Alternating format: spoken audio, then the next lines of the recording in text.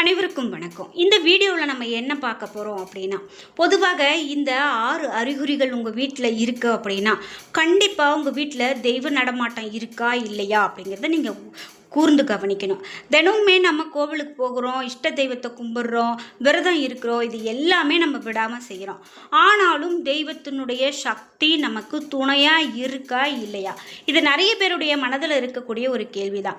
ஏன் நமக்கு தெய்வம் கூட இருக்கா இல்லையாங்கிற ஒரு சந்தேகம் வருது அப்படின்னு பார்த்தீங்கன்னா, நம்ம வீட்டில் இருக்கும்போது நமக்கு ஒரு திடீரென ஒரு மனக்குழப்பம் வர்றது, ஏதோ ரொம்ப மன அழுத்தத்துக்கு ஆளாகிறது, திடீரென வீட்டில் சண்டை வர்றது, நம்ம ஒரு சொல் சொன்னால் 4 சொல் பிரச்சனை வருது. இது மாதிரிலாம் வரும்போது இந்த கடவுள் நம்ம கூட இருக்காரா இல்லையா, அதே போல் நம்ம வீட்டில் வறுமை அப்படிங்கிறது வரும்போது நம்ம ரொம்பவே கஷ்டப்படுவோம். இதெல்லாம் வரும்போது தெய்வம் நமக்கான பலனை கொடுக்குறாங்களா இல்லையா, தெய்வம் நம்ம வீட்டில் வாசம் செய்கிறாங்களா இல்லையா அப்படிங்கிறது சந்தேகம்தான். அப்படி தெய்வம் நம்ம வீட்டில் இருக்கா இல்லையா அப்படின்னு தெரிஞ்சுக்கிறதுக்கு ஒரு சில அறிகுறிகளை நாம் இந்த வீடியோவில் சொல்லியிருக்கேன். வீடியோவை ஸ்கிப் பண்ணாமல் பாருங்கள். இந்த அறிகுறிகளை நீங்களும் உணர்ந்திருக்கிறீங்க, அதே போல் நீங்களும் இது மாதிரியெல்லாம் கவனிச்சிருக்கீங்க அப்படின்னா மறக்காமல் உங்களுடைய கருத்துக்களை கமெண்ட் பாக்ஸில் பதிவிடுங்க. வீடியோ கண்டிப்பாக உங்களுக்கு பயனுள்ளதாக இருக்கும். ஸ்கிப் பண்ணாமல் பாருங்கள். நீங்கள் இன்னும் உற்சாகம் டிவி சேனலை சப்ஸ்கிரைப் பண்ணாமல் இருந்தால் சப்ஸ்கிரைப் பண்ணிக்கோங்க. கூடவே இருக்க பெல் ஐக்கானை மறக்காமல் கிளிக் பண்ணிடுங்க. வாங்க வீடியோக்குள்ளே போகலாம். தெய்வத்தினுடைய சக்தி நம்ம கூட இருக்கா இல்லையா அப்படிங்கிறது தொடர்ந்து பார்க்கலாம். அதுக்கு முன்னாடி உங்களுக்கு ஏதாவது ஒரு தோஷம் இருக்குமோ, நாம் அதனால தான் நிறைய கஷ்டப்பட்டுட்டு இருக்குமோ, நீங்கள் யாருக்கிட்டையாவது கொடுத்த பணத்தை உங்களால் வாங்க முடியாத ஒரு சூழ்நிலை, நீங்கள் ஒரு வீடு கட்டிகிட்டு இருக்கீங்க, அதை முழுமையாக செய்ய முடியாத ஒரு சூழ்நிலை, உங்களுக்கு கையில் இருந்த வேலையும் பறிபோகுது, இந்த மாதிரிலாம் நிறைய கஷ்டத்துக்கு ஆளாகிறீங்க அப்படின்னா கண்டிப்பாக நல்ல ஒரு ஜோதிடர்கிட்ட பார்த்து அதற்கான பலன்கள் செய்யும்போது நிச்சயமாக அதிலிருந்து வெளிவர முடியும். இந்த வீடியோக்கு கீழே டிஸ்கிரிப்ஷனில் வராகி அம்மன் ஜோதிட நிலையத்தின் தொலைபேசி எண் கொடுத்துருக்கேன். அந்த எண்ணுக்கு தொடர்பு கொண்டு பேசி பாருங்கள். கண்டிப்பாக உங்களுக்கு இருக்கக்கூடிய பிரச்சனைகள்லாம் தீரும். நாம் இப்போது தெய்வம் நம்ம வீட்டில் இருக்கிறதுக்கான அறிகுறிகள் அதெல்லாம் என்ன அப்படின்னு பார்க்கலாம். தெய்வத்தினுடைய சக்தி நம்ம கூட இருக்கிறது அப்படின்னா முன்கூட்டியே ஏதேனும் ஒரு ஆபத்து வரும்போது அதை தெரிவிக்கக்கூடிய அறிகுறிகள் நமக்கு காட்டும். தெய்வ சக்தி இருக்கும்போது செல்வ செழிப்போடு கண்டிப்பாக இருப்போம்.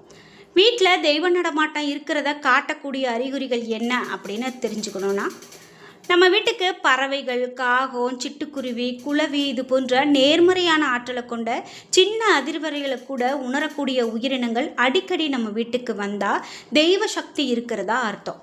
அது மட்டும் இல்லாமல் முன்னோர்களுடைய ஆசையும் நிறைந்திருக்கிறதாக பொருள். இந்த உயிரினங்கள் நேர்மறையான ஆற்றல் இருந்தால் மட்டுமே நம்ம வீட்டுக்கு வரும் அப்படின்னு சொல்லுவாங்க. இதே போல் காமதேனு மகாலட்சுமியினுடைய அம்சம் அப்படின்னு சொல்லக்கூடிய பசுமாட்டை சொல்லுவாங்க. அத்தகைய பசுமாடு எல்லா வீட்டுக்குமே உணவுக்காக செல்லாது. சிலர் வீட்டிற்கு மட்டுமே பசுமாடு உணவு கேட்டு போகும். அப்படி பசுமாடு உங்கள் வீட்டுக்கு வந்தால் கண்டிப்பாக உங்கள் வீட்டில் நேர்மறையான ஆற்றல், தெய்வீக சக்தி இருக்குது, நிறைந்திருக்கு அப்படிங்கிறதுல சந்தேகமே கிடையாது.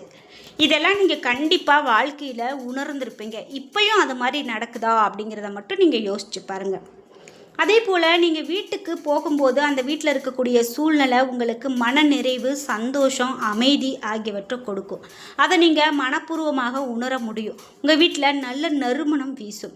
அது பூஜை அறையில் இருந்து வரக்கூடிய மனமாக கூட இருக்கலாம், இல்லை சமையலறை போன்ற இடத்திலிருந்து வரக்கூடிய நறுமணமாக கூட இருக்கலாம்.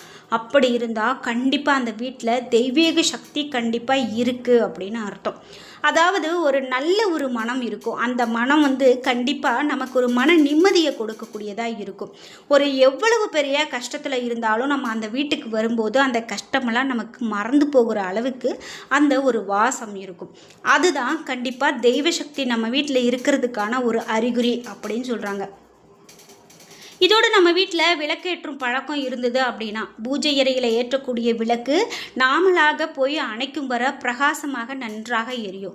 நடுவிலே தானாக விளக்கு அணையாது. அப்படி இருந்தால் அந்த வீட்டில் நேர்மறையான சக்தி இருக்கிறதா பொருள். அதே போல் நம்ம வீட்டில் ஒரு தெய்வத்தினுடைய பெயரை தொடர்ந்து நம்ம பயன்படுத்திக்கிட்டே இருக்கிறோம் அப்படின்னா, ஒரு தெய்வம் தொடர்பான விஷயங்களை நம்ம பேசிக்கிட்டே இருக்கிறோம் அப்படின்னா அந்த வீட்டினுடைய சக்தி அந்த வீட்டில் நிறைந்திருக்கு அப்படின்னு சொல்லலாம். அதாவது அந்த தெய்வத்தினுடைய தெய்வத்தினுடைய சக்தி.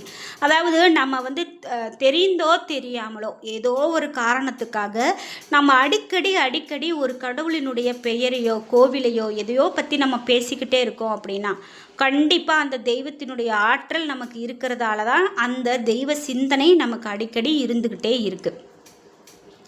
ஒரு வீட்டில் தெய்வ சக்தி நிறைந்திருக்கு அப்படின்னா அந்த தெய்வத்தை பற்றி நம்ம எல்லா விஷயங்களும் அந்த வீட்டில் தொடர்ந்து நடந்துக்கிட்டே இருக்கும் அப்படின்னா கண்டிப்பாக ஒரு பிரச்சனையும் வராது. அந்த வீட்டில் நிம்மதி அமைதி நிறைந்திருக்கும். சண்டை சச்சரவு வராது. வாழ்க்கையில் மென்மேலும் உயர்ந்து கொண்டே போவோம். வீட்டினுடைய பூஜை அறையில் வள்ளி நடமாட்டம் அதிகமாக இருப்பது அப்படின்னு பார்த்தீங்கன்னா நீங்கள் முக்கியமாக வேண்டுதல் முன்வைத்து பிரார்த்தனை செய்யும் போது வள்ளி சத்தம் விடுவது அடிக்கடி நடந்தது அப்படின்னா தெய்வீக சக்தி குறிப்பாக குலதெய்வம் உங்கள் வீட்டில் இருக்கிறதுக்கான ஒரு அர்த்தம் அப்படின்னு சொல்லலாம். இப்படி தாங்க தெய்வம் நம்ம வீட்டில் கண்டிப்பாக இருக்குது அப்படின்னு தெரிஞ்சுக்கிறதுக்கான அறிகுறிகளாக இதையெல்லாம் சொல்கிறாங்க. அது மட்டும் இல்லாமல் தெய்வம் நம்ம வீட்டில் இல்லை அப்படின்னா என்னென்ன நடக்கும்? தெய்வம் நம்ம வீட்டில் இல்லை அப்படின்னா பள்ளிகள் நம்ம வீட்டில் இருக்கும். ஆனால் அந்த வீட்டில் இருந்தும் அந்த பள்ளிகள் சத்தம் போடாமையே இருக்கும். அப்படி இருக்கும்போது கண்டிப்பாக அந்த வீட்டில் ஏதோ ஒரு எதிர்மறையான விஷயந்தான் நடந்துட்டுருக்கு அப்படின்னு சொல்லலாம். அதனால் நம்ம அதிலிருந்தே தெரிஞ்சுக்கலாம் தெய்வம் நம்ம வீட்டில் இல்லை அப்படின்னு. இதே போல் நம்ம வீட்டுக்கு ஒரு பசுமாடு வந்துகிட்டே இருக்குது, ஆனால் நம்ம வீட்டில் நின்று கூட பார்க்காம போயிட்டே இருக்குது, நம்ம வீட்டுக்குள்ளே நம்ம கூப்பிட்டா கூட வரலை அப்படின்னு சொன்னால் கூட கண்டிப்பாக அந்த வீட்லேயும் எதிர்மறையான விஷயம் ஏதோ இருக்குது அப்படின்னு சொல்லலாம். அது மட்டும் இல்லாமல் ஒரு வீட்டில் ஒரு அடிக்கடி துர்நாற்றம் இருந்துக்கிட்டே இருக்குது அப்படின்னாலும் தெய்வ நடமாட்டம் நம்ம வீட்டில் குறைவு அப்படிங்கிறதுக்கான அர்த்தமாக அதை சொல்லலாம். சாதாரணமாக நம்ம எந்த ஒரு விஷயத்தையும் கெட்டு போகிறதுக்கோ இந்த மாதிரி அழுகி போகிறதுக்கோ நம்ம விடக்கூடாது அப்படின்னு நம்ம வீட்டில் பெரியவங்க சொல்லுவாங்க. இதை நம்ம சாதாரணமாக எடுத்துக்கக்கூடாது. உண்மையாகவே அது அப்படி இல்லை அப்படின்னா கண்டிப்பாக நம்ம வீட்டில் ஏதோ ஒரு எதிர்மறையான விஷயங்கள் இருக்கிறது அப்படிங்கிறது சொல்கிறாங்க. முக்கியமாக நம்ம வீட்டில் நம்மளுடைய முன்னோர்கள் சாம்பிராணி தூபம் போடணும், ஊதுபத்தி காட்ட வேண்டும் அப்படின்லாம் சொல்லியிருப்பாங்க.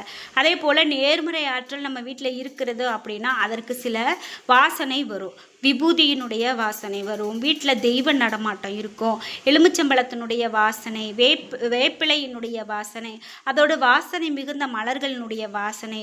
இந்த வாசனைகளில் ஏதாவது ஒரு வாசனை நம்மளுடைய வீட்டில் இருக்குது அப்படின்னா கண்டிப்பாக தெய்வத்தினுடைய நடமாட்டம் அங்கே இருக்குது அப்படின்னு தான் அர்த்தம்.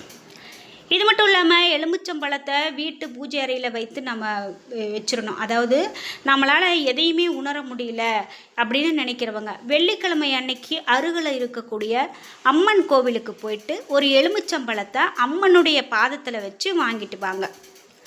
அந்த எலுமிச்சம்பழத்தை வீட்டு பூஜை அறையில் வைத்து விடுங்க. எலுமிச்சம்பழம் காய்ந்துடுச்சு அப்படின்னா அந்த வீட்டில் தெய்வ நடமாட்டம் இருக்குது அப்படிங்கிறது தான் அர்த்தம். அழுகிடுச்சு அப்படின்னு சொன்னால் எதிர்மறை ஆற்றல் இருக்கிறதாக அர்த்தம்.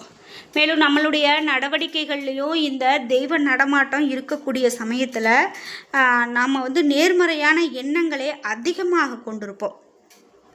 ஒரு பிரச்சனை இருக்குது அப்படின்னு சொன்னால் கூட அந்த பிரச்சனையை பற்றி ஒரு சில நிமிடங்கள் பேசிட்டு அதை விட்டுருவோம். ஆனால் நம்ம வீட்டில் எதிர்மறையான விஷயம் இருக்கும்போது நம்ம அதை பற்றியே பேசிகிட்டு இருப்போம். பிறகு நன்மைகள் செய்ய வேண்டும் என்ற எண்ணமே நம்ம மனதுக்குள்ளே ஏற்படாது. அப்படியெல்லாம் இருக்கும்போது நமக்கு எதிர்மறையான ஆற்றல் இருக்குது அப்படின்னு அர்த்தம்.